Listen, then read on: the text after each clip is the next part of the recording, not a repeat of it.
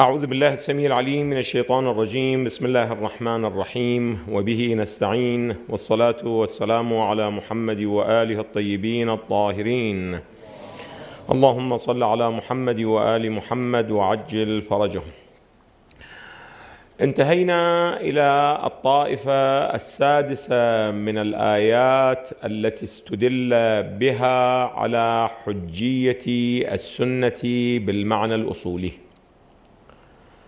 كنا بصدد إثبات أن السنة بالمعنى الأصولي وهي أقوال النبي صلى الله عليه وآله وأفعاله وتقريراته، هل هي حجة يجب الاقتداء بها والعمل على أساسها كما هو الحال في القرآن الكريم، أم أنه لم تثبت هذه الحجية لأقواله وأفعاله وتقريراته؟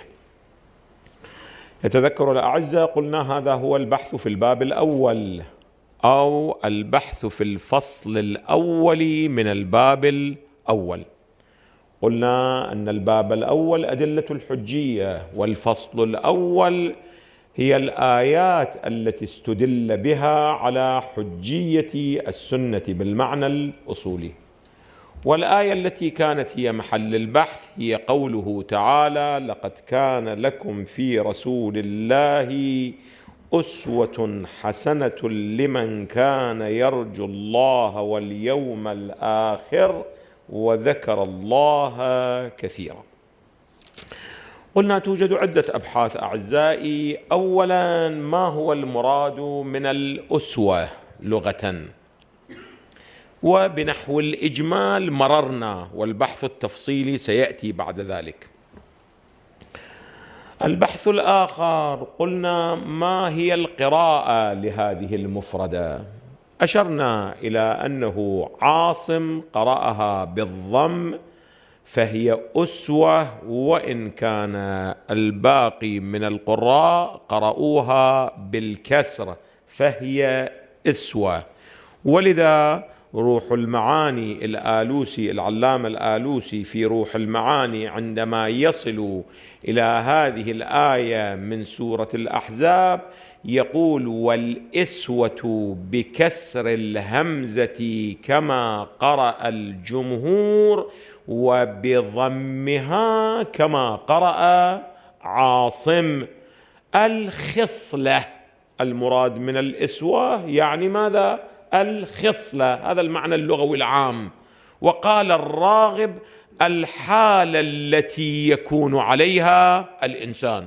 هذا المعنى معنى عام، الحالة التي يكون عليها الإنسان، سواء كانت حسنة كانت سيئة، يجب اقتداء بها لا يجب الاقتداء بها، هذه أبحاث لاحقة. هذا هو المعنى اللغوي لهذه المفردة. جيد، التفتوا لي أعزائي، ما هو اشتقاق هذه الكلمة؟ اشتقاقها هنا ما يتعلق باشتقاق هذه الكلمة من الكتب الجيدة اللي مرارا الأعزاء احنا ذكرنا هذا الكتاب، وهو كتاب التحقيق في كلمات القرآن الكريم للعلامة المصطفوي. هناك أعزائي في هذه المادة تحت عنوان أسوة، أليف سين واو، هناك يقول أن الظاهرة المجلد أعزائي المجلد الأول صفحة 100 يقول أن الظاهرة من مراجعة موارد استعمال هذه المادة أنها واوية أسوى أو يائية أسياء أو أسى. أما اليائية فهي من باب علم، وأما الواوية فهي من باب نصر أسوى، وتدل كذا.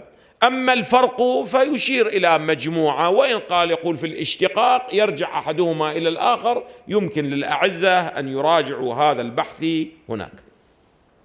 أما إعراب هذه الجملة المباركة من آية سورة الأحزاب: إعرابها أعزائي كما ورد في كتاب إعراب القرآن الكريم وبيانه لمحيي الدين الدرويش المجلد 7 صفحة 600 أعزائي و22، يقول: لقد كان لكم في رسول الله أسوة حسنة.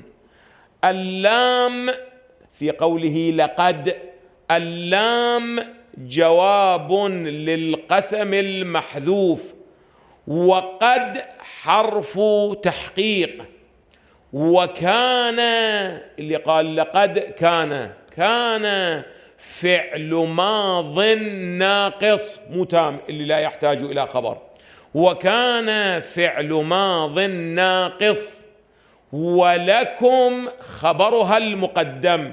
لقد كان لكم يعني أصل الجملة، وفي رسول الله حال، وأسوة اسم كان المؤخر، فأصل الجملة لقد كان أسوة حسنة لكم في من؟ في رسول الله صلى الله عليه وآله. قال خبرها المقدم وفي رسول الله حال، لأنه كان في الأصل صفة لأسوة، يعني هي في رسول الله صفة للأسوة. لقد كان أو لقد كان شنو؟ أسوة حسنة لكم في رسول الله. هذا فيما يتعلق بإعراب هذه الجملة المباركة. إنما المهم، هذا ليس هو المهم، إنما المهم وجه الاستدلال بالآية الكريمة. أما وجه الاستدلال بهذه الآية لإثبات حجية السنة بالمعنى الأصولي، في كتاب الإحكام في أصول الأحكام الجزء الأول صفحة 249. انظروا الآية ماذا قالت أعزائي. الآية المباركة قالت: لقد كان لكم في رسول الله أسوة حسنة، ولكن في هذيل لمن كان يرجو الله واليوم الآخر وذكر الله كثيرا. الآمدي أعزائي يريد، الإمام الآمدي يريد أن يستند إلى ذيل هذا النص ليبين أنه يجب الاقتداء بمن؟ برسول الله. هذه عبارته. يقول: ووجه الاحتجاج بهذا المقطع من الآية المباركة أنه جعل التأسي بالنبي صلى الله عليه وآله. هسه ما هو المراد من التأسي؟ يأخذونه بمعنى القدوة، بمعنى القدوة، أن التأسي بالنبي والاقتداء بالنبي من لوازم رجاء الله تعالى واليوم الآخر. يعني واقعا من يريد ذاك عليه ماذا؟ أن يتأسى. ويلزم من عدم التأسي عدم ماذا؟ عدم الملزوم. يعني إذا لم تتأسى إذن أنت ماذا؟ أنت لا ترجو الله واليوم الآخر. ويلزم من عدم التأسي عدم الملزوم. ما هو؟ وهو الرجاء لله واليوم الآخر، وذلك كفر، لأن الإنسان اللي لا يرجو الله واليوم الآخر لا يؤمن بالله واليوم الآخر بعد مؤمن لو كافر أعزائي، كافر. إذن يجب الاقتداء والتأسي به، وإلا يلزم أن تكون كافرا، والتالي باطل. لا بد ماذا؟ إذن لا بد لكي تكون مؤمنا لا بد أن تقتدي بمن؟ برسوله صلى الله عليه وآله. هذا المعنى قريب منه أعزائي أشار إليه الشيخ الطوسي في كتاب العدة، قريب من هذا البيان الذي الآن أشرنا إليه. العدة صفحة 604 أعزائي، في الباب 8 الكلام في الأفعال، العدة في أصول الفقه. يقول: واستدلوا أيضا بقوله تعالى: لقد كان لكم في رسول الله أسوة حسنة، وأنه إذا جعله أسوة لزمنا التأسي به، لزمنا، سيما وقد قال في سياق الآية: لمن كان يرجو الله واليوم الآخر، وهذا تهديد لمن ترك التأسي به صلى الله عليه وآله. هذا همتنا وجه الاستدلال. ولكن خلوا ذهنكم يمي حتى يتم الاستدلال بهذه الآية المباركة على حجية السنة بالمعنى الأصولي، لا بد من تمامية هذه الأمور التالية أعزائي. يعني الذي يريد أن يقول أن الآية دالة على حجية أقوال النبي، أفعال النبي، تقريرات النبي، لا بد أن يتمم وأن يحقق لنا هذه الأمور الثلاثة التالية. الأمر الأول: أن يراد من الأسوة القدوة. تقول: وهل للأسوة معنى آخر؟ هذا لا بد أن نقف عنده لنرى أن الأسوة هل هو الاقتداء أو له معنى ماذا؟ له معنى آخر. الآية المباركة ما قالت لقد كان لكم في رسول الله اقتداء أو قدوة، قال ماذا؟ أسوة. إذن لا بد أن نرجع، وإن كان الآن في الأذهان كأنه من المسلمات أن الأسوة يعني ماذا؟ يعني القدوة، ولا بد أن نرجع إلى كلمات اللغويين لنرى بأنهم ماذا يفسرون أو ماذا هذه مفردة الأسوة أو الإسوة بالكسر بما في أي الموارد تستعمل. إذن الأمر الأول إثبات أن المراد من الأسوة أو الإسوة هو ماذا؟ هو الاقتداء، لا معنى آخر، لا استعمال آخر. هذا الأمر الأول.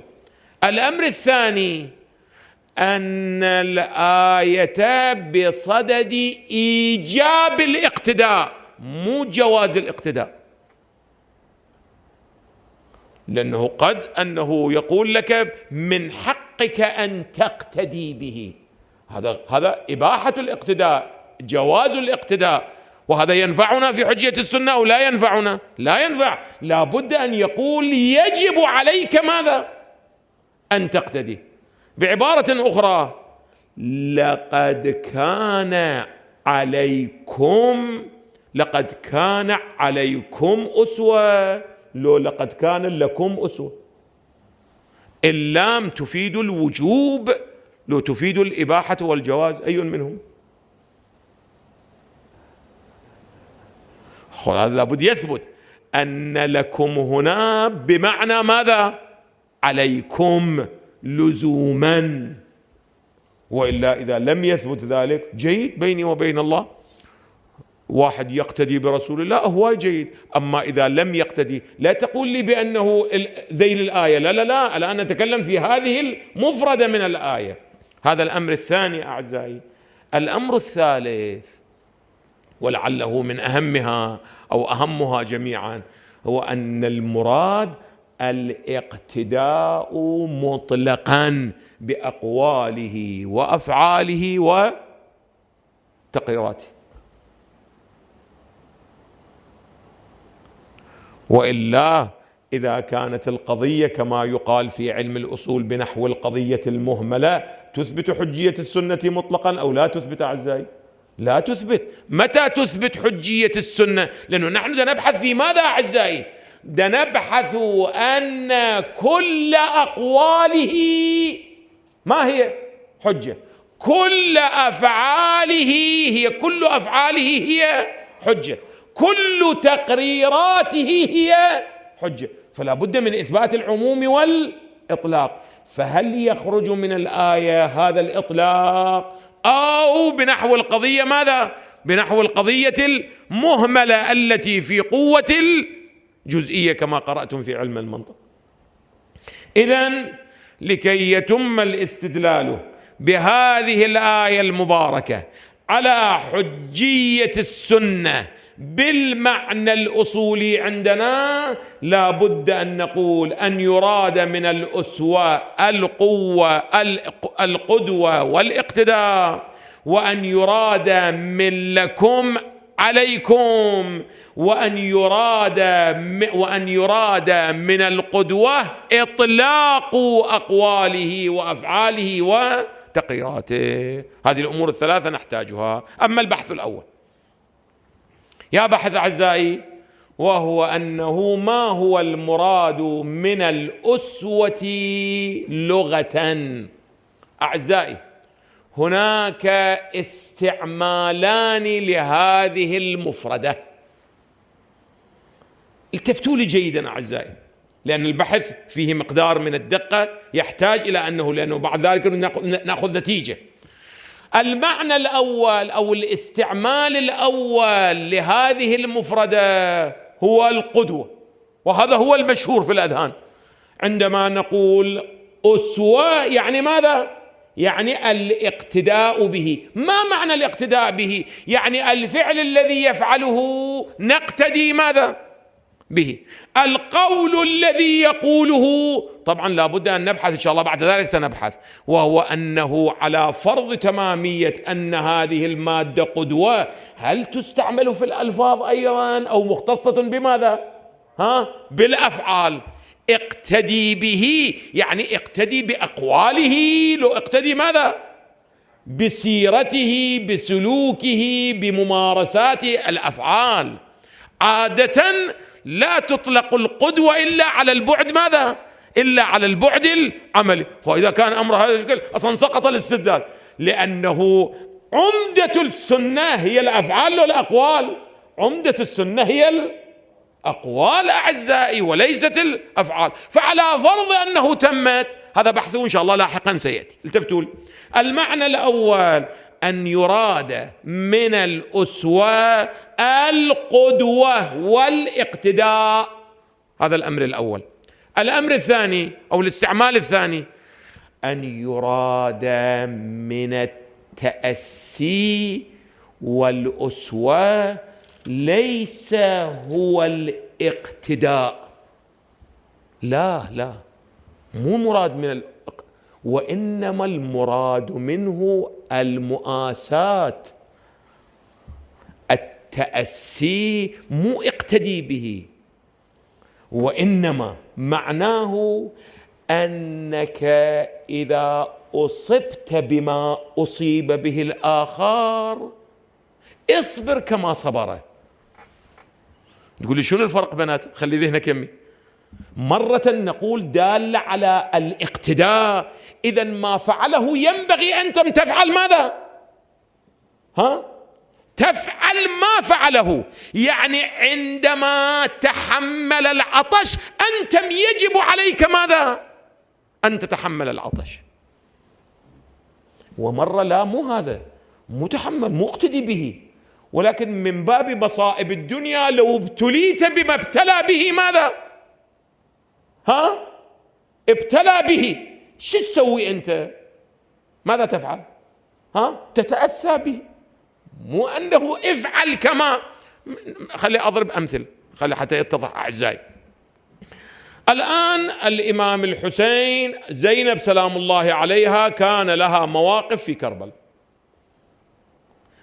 إذا قلنا يجب الاقتداء بزينب يعني معناه ماذا؟ يعني أن نذهب لنقع في نفس الابتلاء الذي وقعت فيها ماذا؟ زينب، لأنه يجب الاقتداء، لكم فيها اقتداء تجب أن تقتدوا بها. وأخرى نقول لا، مو مراد يجب الاقتداء بها، ولكن إذا بيني وبين الله صارت مصائب وقعت فيما وقعت فيها زينب، أنت تأسى بمن؟ تعزى بمن؟ بمن تعزى؟ عزاؤك مو أنه تخرج من صبرك والقضاء والقدر وتبدأ تكفر، لا أبدا. تعزي بعزاء الله كما في النص. هذه ولكم في رسول الله أسوة حسنة، يعني اقتداء، لو أن نتعزى بعزائه ونصبر كما صبر. أي منهم؟ إذا صار الاستعمال الثاني إلى علاقة بحجية السنة أو لا علاقة له بحجية السنة؟ لا.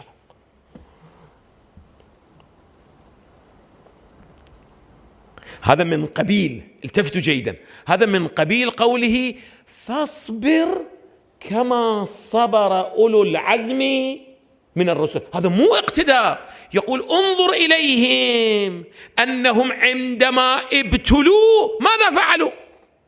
صبروا. يا رسول الله أنت متعزى ماذا؟ بعزائهم، أنت لا تخرج من طورك، اصبر كما صبر. هذا لا علاقة له بالاقتداء. هذا معناه أنك إذا أصبت بما أصيبوا به تعزى بهم واجعلهم ماذا؟ واجعلهم اجعل نفسك مثل وضعهم. هذان معنيان. اللغويين ماذا يقولون؟ معنى الأسوة ياهو الأول لو الثاني؟ الجواب اللغويون، محققو اللغويين صرحوا، التفتوا لي جيدا، صرحوا أن أسوة مستعملة في الأول ومستعملة في الثاني، كلاهما مستعمل. من هنا بعد ذلك لابد أن ننتقل إلى الآية، أن الآية القرائن تدل على الاستعمال الأول وتدل على الاستعمال الثاني، أي منهم؟ تعالوا معنا أعزائي إلى لسان العرب مولانا للعلامة ابن منظور الأفريقي في هذه المادة أعزائي، في مادة أسى يقول والأسوة، الجزء الأول أعزائي صفحة 147 بحسب هاي الطبعة دار إحياء التراث عندي، في مادة أسى يقول والأسوة والإسوة القدوة، هذا الاستعمال الأول. ويقال ائتسي به أي اقتدي به وكن مثله، يعني يجب عليك أن تكون ماذا؟ مثله. الليث فلان يتأسى بفلان أو يأتسي بفلان أي يرضى لنفسه ما رضيه ويقتدي به وكان مثله. أما التفت، والتأسي في الأمور الأسوة هو المؤاساة والتأسية، إلى أن يقول فتأسى عزاه فتعزى وتأسى به أي تعزى ماذا؟ تعزى به. هذا ما له علاقة بالقدوة بعد. يعني انظر الآخرين من بيني وبين عندما يصابون ما أصبت به ماذا فعلوا؟ مو اقتدي بهم، لا عزيزي، بيني وبين الله أكو فد مثل يقولون أن المصيبة إذا عمت ماذا؟ هانت. ما معنى إذا عمت هانت؟ يعني اقتداء، مو اقتداء. أنت عندما تجد هذا ميجي صار، هذا ميجي صار، هذا ما يقول تعزى بعزاء الله، اصبر كما صبر ونحو ذلك. هذا يوجد فيه وجوب اقتداء وعمل وحجية، ولا لا يوجد فيه؟ لا، أمر أخلاقي أنه تعزى بعزاء ماذا؟ كيف فعل؟ أنت مفعل، فاصبر كما صبر أولو العزم من الرسل. هذان معنى. طبعا هذا المعنى أعزائي بشكل واضح وصريح جملة كبيرة من اللغويين أشاروا إليه. الإخوة اللي يريدون يرجعون إلى كلمات اللغويين يرجعون إلى المعجم في فقه لغة القرآن وسر بلاغته.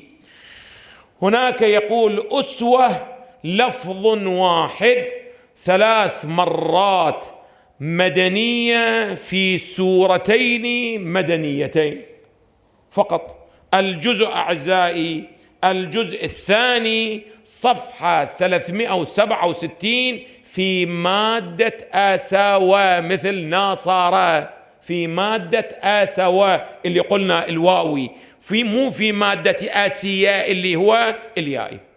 يقول النصوص اللغوية، هناك يشير أعزائي إلى مجموعة من كلمات اللغويين على القاعدة. من تلك الكلمات يقول المبرد قوله المبرد آسي بين الناس في وجهك وعدلك ومجلسك، يقول يعني سوي بينهم، مساواة بينهم، مو أنه يجب ماذا؟ يجب الاقتداء. وتقديره اجعل بعضهم أسوة بعض، يعني ساوي بينهم.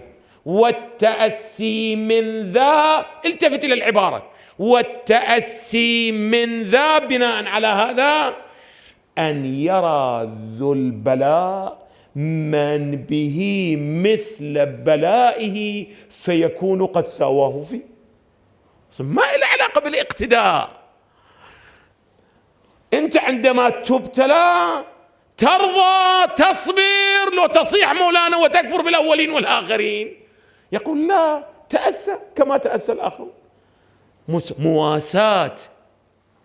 قال أن يرى ذو البلاء من به مثل بلائه فيكون قد ساواه فيه فيسكن ذلك من وجده، من حزنه، من ألمه. هذا الذي قلنا المثل معروف، إذا عمت البلية جنو هانت. لماذا؟ وقع يسكن، يقول مو وحدي أنا. هذا ده يقتدي بالآخرين، لا مو اقتداء. عندما يجد بأن هاي القضية مقسمة، أما عندما يجد لا فلان وضعه مرتب هو وضعه كذا، هنا يتألم. أما إذا شاف مساوين كلهم هالشكل لا يتألم. إذن التفتوا إلى العبارة، أصلا أي معنى قدوة أبدا ما موجود. هذا كلام المبرد. قال أن يرى ذو البلاء من به مثل بلائه فيكون قد ساواه فيه فيسكن ذلك من وجده. بعد أعزائي كذلك أبو طالب أعزائي نفس الكلام يقوله. كذلك الأزهري فلان أسوتك، هذا كلام الأزهري، فلان أسوتك، التفت جيدا، قد أصابه مثل ما أصابك. على شنو أنت متأذي؟ مو أنت وحدك حتى تتألم، الآخرين صاروا مثلك، على شنو تتألم؟ هذا وين أين معنى الاقتداء؟ ما بأي اقتداء. قال الأزهري فلان أسوتك قد أصابك مثل ما قد أصابه مثل ما أصابك وهو أسوتك، التفت، أي أنت مثله وهو مثلك. هذا اقتداء؟ لا لا لا معنى الاقتداء. هذا المصيبة أو البلية إذا عمت، هو مثلك أنت مثل. الجوهري مولانا، الجوهري آسيته بمالي مواساة إلى أن يقول والإسوة والأسوة لغتان. التفت جيدا، التفت، هو مهم هذا. بعد هذا يوضح لك كاملا ما هو، وهي ما يأتسي به الحزين ويتعزى به. شنو علاقته بالقدوة مولانا؟ يعني أنت انظر إلى الآخرين، أصابهم مثل ما أصابك، بعد ينبغي لك الحزن أو لا ينبغي؟ ينبغي أو لا ينبغي؟ لا ينبغي. لو وحدك أصابك هذا البلاء وأنت تحزن، لماذا أنا مو غيري؟ أما عندما تجد الآخرين أصيبوا مثل ما أصبت، ينبغي أن تحزن أو لا ينبغي؟ لا ينبغي. بعد هواي واضحة. قال هذا كلام الجوهري، قال وهي ما يأتسي به الحزين يتعزى به. بعد أعزائي الإخوة بإمكانهم يراجعون أعزائي، بعد ابن فارس ومولانا الطريحي وكل هؤلاء أعزائي أشاروا إلى هذه الحقيقة بشكل واضح وصريح. النصوص التفسيرية خلوها بعد، جيد. هذا فيما يتعلق باستعمالي هذه المفردة. سؤال: لقد كان لكم في رسول الله أسوة حسنة، يراد منها الاستعمال الأول ويراد منها الاستعمال الثاني؟ أي منهم؟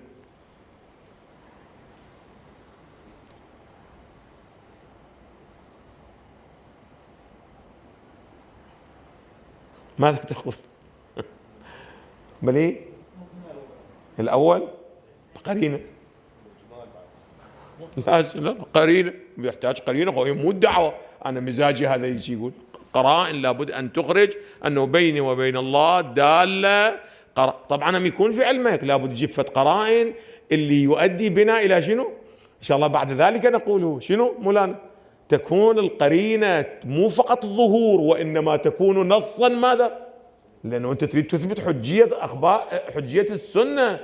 أما فت قرائن يمين ويسار مولانا تعطيك فت ظهور ضعيف، وفي المقابل عنده قرائن يعطي فت ظهور آخر، ما انحلت المشكلة.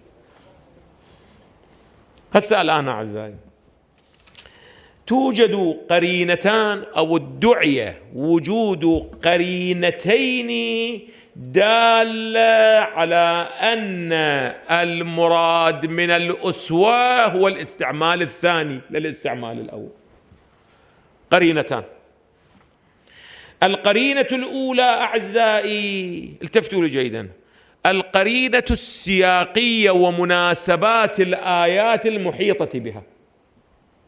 هذه الآية أعزائي كما تعلمون مسبوقة بمجموعة من الآيات الأخرى، كل تلك الآيات تريد أن تشير إلى أن رسول الله صلى الله عليه وآله تألم، كسرت رباعيته، فعلوا فيه في الحروب ما فعلوا.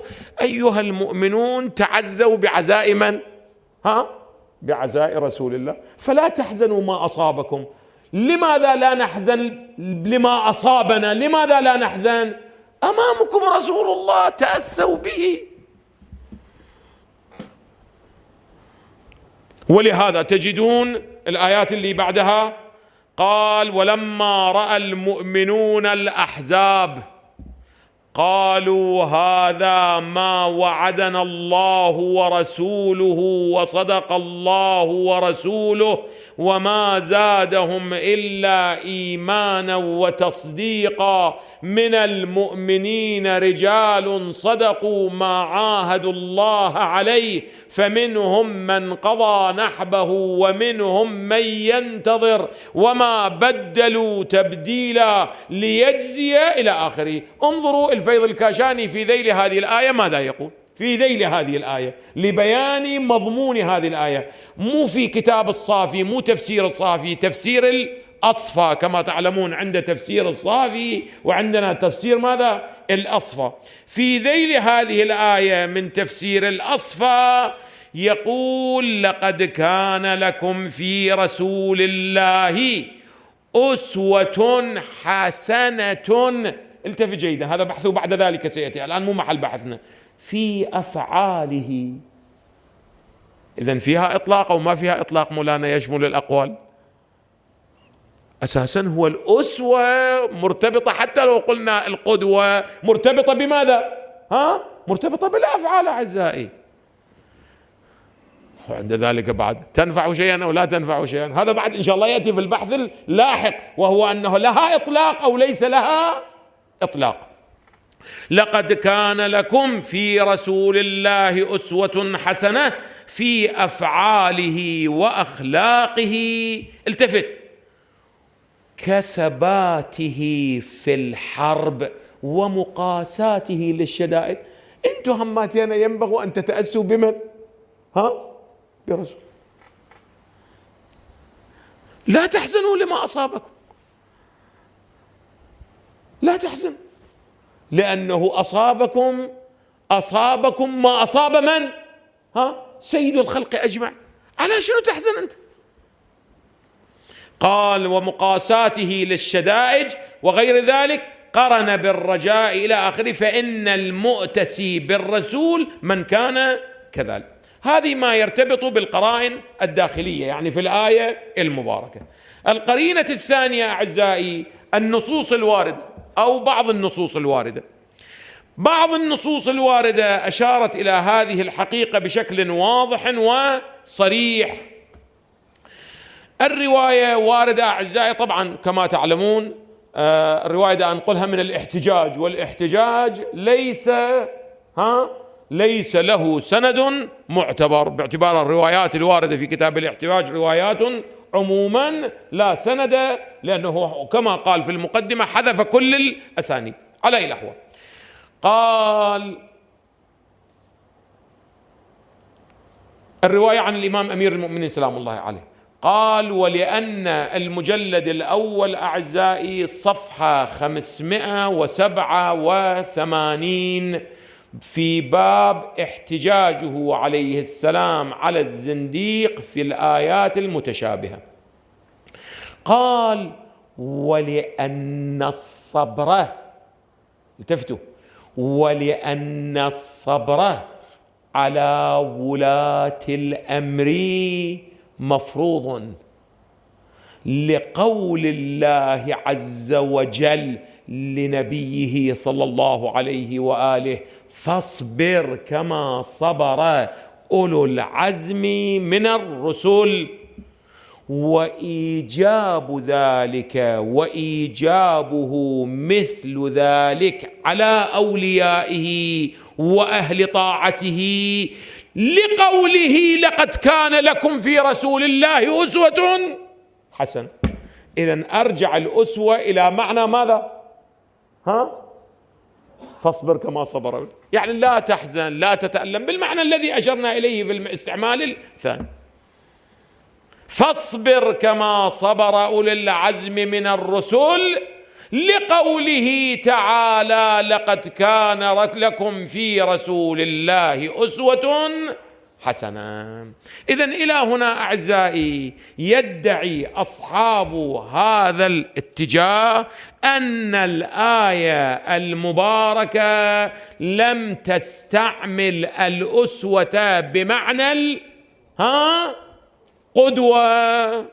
هسه الآن يأتي هذا السؤال، وهو أنه هاتان القرينتان تامة أو غير تامة. هذا بحث لا بد أن نبحث أنه هاتان القرينتان تامة أو غير تامة. وإذا لم تتم هاتان أو القرينتان، التفت، إذا لم تتما هل لهما ظهور في المعنى الأول أو ليس لهما ماذا؟ ليس لهما ظهور في المعنى الأول، فتكون الآية ماذا؟ شو يصير؟ فتكون مجملة. وإذا استطعنا أن نجعلها ظاهرة فهل لها ظهور بنحو يمكن أن نؤسس عليه حجية السنة أو ليس لها ذلك؟ هذا بحثه يأتي، والحمد لله رب العالمين.